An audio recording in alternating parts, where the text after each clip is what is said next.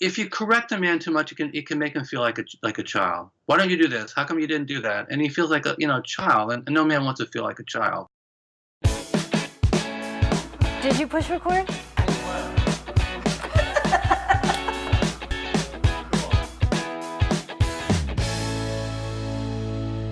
Thank you so much for tuning back into our second act with Paige and Silka.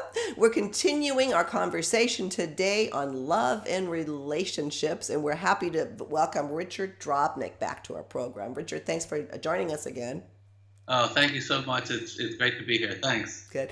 As you may recall from our last segment, Richard Drobnick is the director of the Mars and Venus Counseling Center in northern New Jersey, and he specializes in marriage and family counseling, relationship counseling. Correct, Richard? Correct. Yeah, which is, exactly what we want today, because not only do you speak from a man's point of view, which is, we were always interested in hear what men are thinking. You don't just talk from theory, you talk from practice. You've been married 32 years. Right. That's a huge accomplishment. So you walk the talk, so to speak. Yeah. And then, what we want to focus on today is the emotional needs of men and women and how they differ, and what men wished women understood, about them. So, Richard, what are the inherent emotional differences in men and women?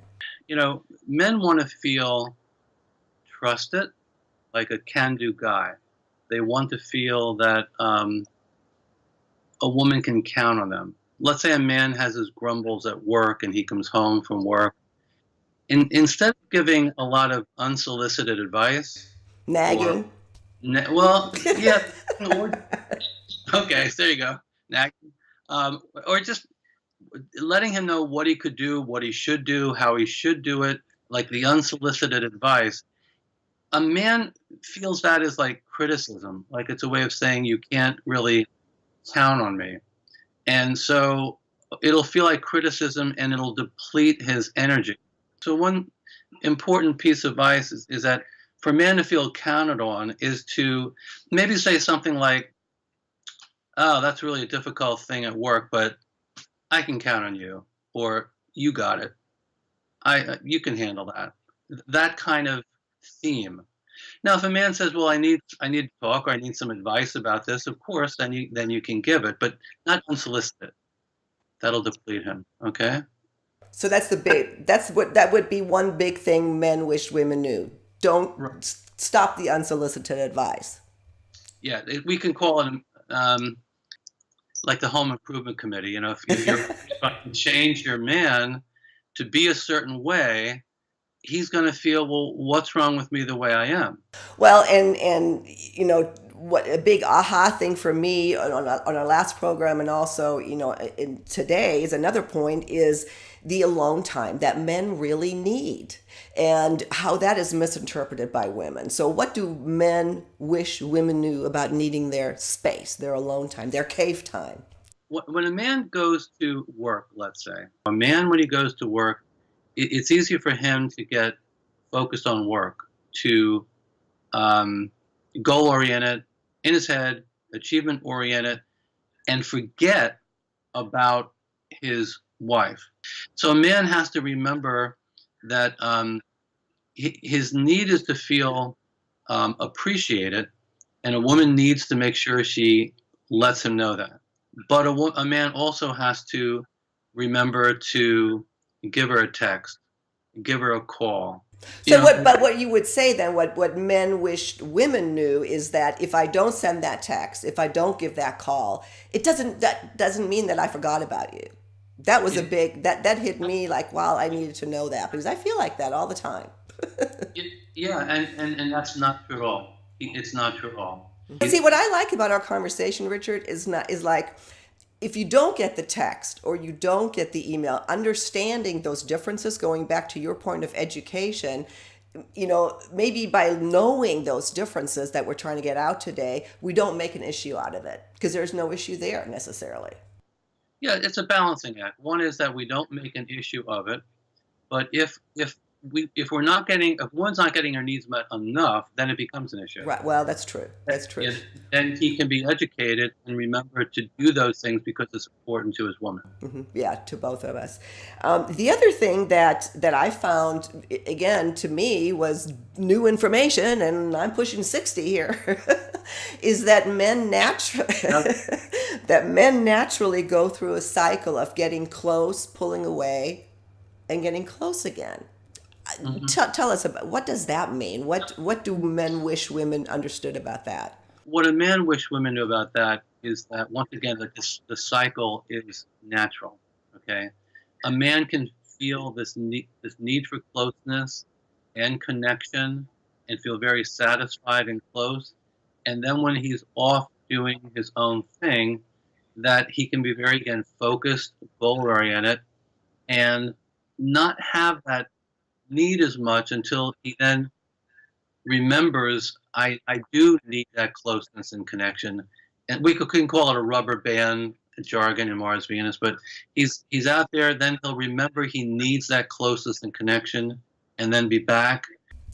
I guess, Richard, the point, or one of the points that also spoke strongly to me, is that the man's independence, that, we shouldn't take it as a slight, because women do tend to feel emotionally isolated when that happens. Yeah, it's not a slight at all. Again, a good metaphor, again, I sorry to use this to kill this metaphor, the woolly mammoth thing. But when a man's out, at work or doing his thing, he's doing it for his wife. He's doing it for his family. He knows that. He knows that, but she doesn't know that. And if he doesn't let her know that, of course, she might not believe that. So he can come home from work and be ridiculed and go, what am I doing? I'm doing this for you. I don't get it. And a man will not understand being criticized or judged, and a woman's not understanding why he could have forgotten about me. So once again, education. Well, based on our conversation in your article, would you agree that maybe one of the number one things men wished women understood is just that they need to feel needed? Yes, they need to feel needed. We can say need it. Again, appreciate it. Recognize, accept it. What I'm doing is good. See some good in me, not just what I didn't do today, not just what I forgot to do, but tell me what I did do. So need it, but also appreciate it. All these words, yeah, it's a broader maybe than just need it, but it falls into that kind of category. Limit the unsolicited advice, I think we said. Yeah. And, you can always say something like, gee, honey, can I make a comment about something, or, a thought about something? And he goes, well, yeah, just for your consideration of, blah, blah, blah. It might be some advice or a suggestion. And he's so much more willing to hear that than, why don't you do that? And you didn't do that. If you correct a man too much, it can make him feel like a child. Why don't you do this? How come you didn't do that? And he feels like a child, and no man wants to feel like a child. So there's a way of saying that in a way that will help a man be able to hear that as constructive information. Well, like you said, it really is all about education. No matter how old we get, we don't get it until it's somehow pointed out in these sorts of conversations. And we hope that some of what you've heard here today will resonate with you. I will link to Richard's articles and all the information absolutely to best educate yourself. Read the book, Men Are From Mars, Women Are From Venus. We'll link to that as well. Richard, thank you so much for joining us again, and we'll see you again soon on another episode of Our Second Act with Paige and Silka. Looking forward to it. Thanks. Thanks, Richard. Bye-bye.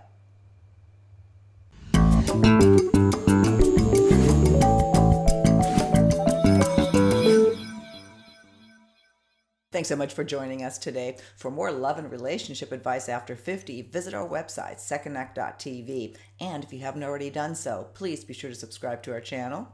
Button's right over here. Thank you.